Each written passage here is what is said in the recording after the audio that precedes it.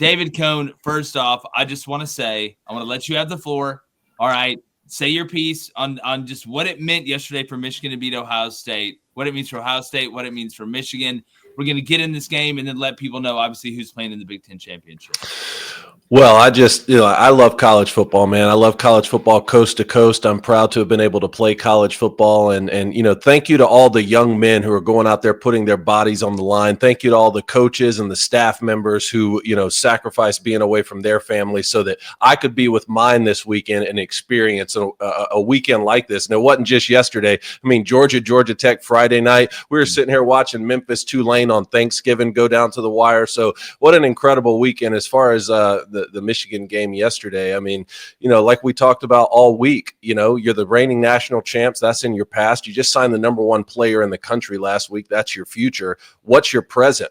How much pride do you have to go into your rivals? How much pride do you have to go into the Horseshoe, into your rival's home and put up a fight? And the defensive performance that Wink Martindale and this team put forward, I can't believe it. It's going to go down in the history of this rivalry. Obviously, we can sit here and talk about what little the offense was able to do, but they did their part. They did just enough. And man, I'm just so proud of those guys. I know we're going to talk about, what happened after the game and we can get to that. But as far as the on the field performance, to go in there and to deliver like that, it's just I'm actually shocked because for the first time in 4 years, I walked down these stairs just fully ready to take what was coming to us. Jim Harbaugh left. You got these 15 guys drafted. They're not there anymore. And to fight with pride like that was really something to see. Yeah, and, getting into the game, I want to talk about what this means, and I think there's a serious mental block for Ohio State when it comes to Michigan. I'll get to that in a second, but just as far as the game went, we earlier in the week talked about what had to happen for Michigan to win this game. How would this game have to track from a tempo standpoint, from an Ohio State having to make mistakes standpoint? David, everything we said that, and especially you, said that had to happen for Michigan to win this game because it was a narrow path.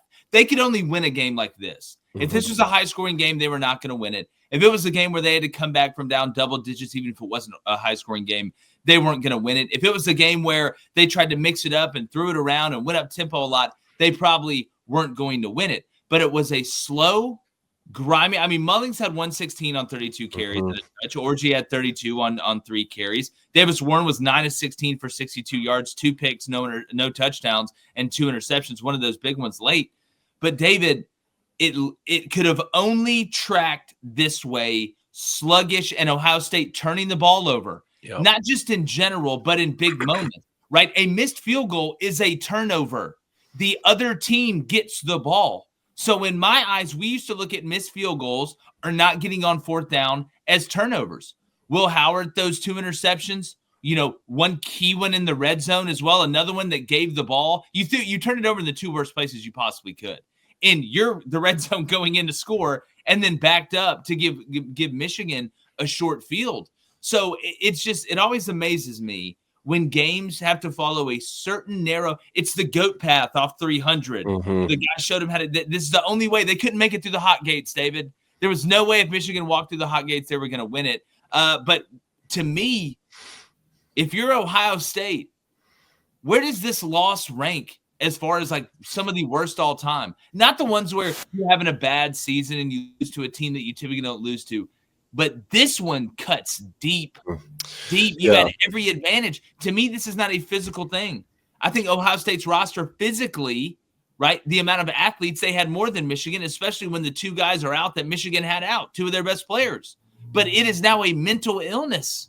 There is a mental illness for Ohio State against Michigan. It's like the kid if you've ever seen the movie, Blaine, The Big Green, like that short fat kid that's on Sandlot that plays the goalie for him. And at the beginning, he's so scared because every time he looks at the other team dribbling the ball towards him, they turn into monsters. They're well, it's not werewolves or not. Yeah. Well, it's not an Ohio State thing. It is. It's a Ryan Day thing. I mean, what did Urban Meyer do against Michigan? I'm talking about right now with Ohio State. If there's a different head coach, I believe Ohio State wins that football game.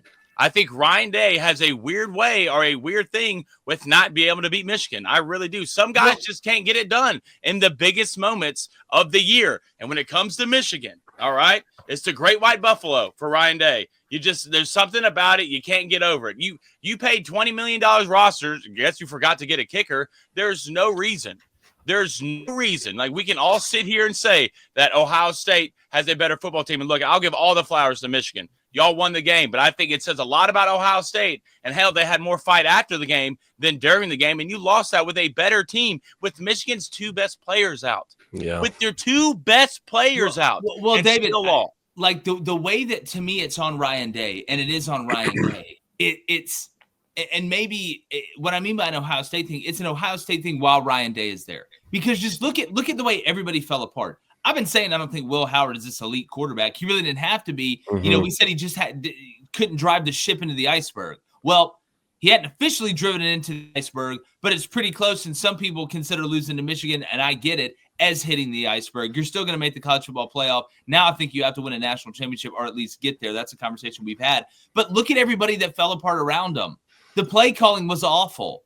The kicker, who had been so reliable all year, couldn't hit kicks under 40 yards. When the kicker and you want to talk about a deadly combo of playing bad? When the kicker and the quarterback play bad, that is like a death sentence. That is winning fentanyl. But maybe it is a confidence thing in your coach.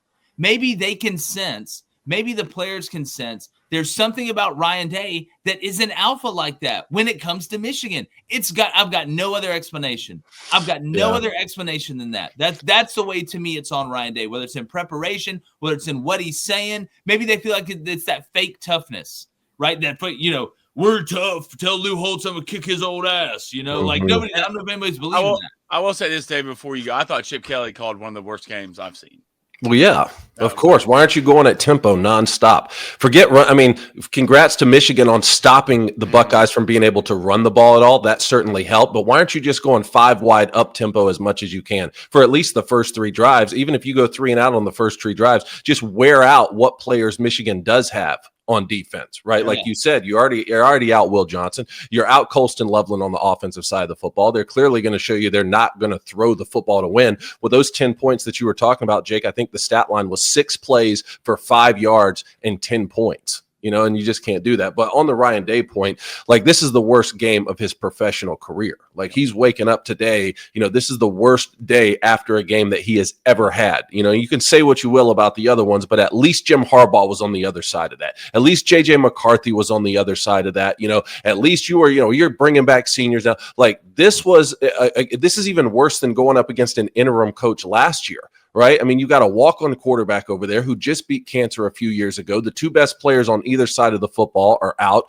You know, Michigan's a 6-5 team. This is the worst loss that you can possibly endure. Now, a couple things here before people just go throw Ryan Day aside and say that he should be fired. Here's a couple things to remember. One, obviously, yes, they're going to make the college football playoff this year. What kind of run can they go on? I think that's going to be able to maybe salvage, you know, a little bit of this for Buckeyes fans, especially if you're able to move forward and win the national championship, as tough as it still will be. But then also, let's just remember, you guys, we were talking about Jim Harbaugh. I watched him lose 6 of these in a row, right? Like, he could not figure out the Urban Meyer problem. But and there was a lot of Michigan David, fans. did he ever have this much of an advantage? I always remember looking at Ohio State and being like, they're better than Michigan. I know. And it is bad. It's bad. And he never had this level of an advantage, but still, the fact remains that in this rivalry, there are swings, right? And this was the year when the swing was supposed to start back towards the Buckeyes. And I think that if you're Ryan Day, maybe it's time to just go look in the mirror and stop with the excuses. You can't blame the weather this time around. You can't blame Michigan for having your signals. You can't blame Kyle McCord.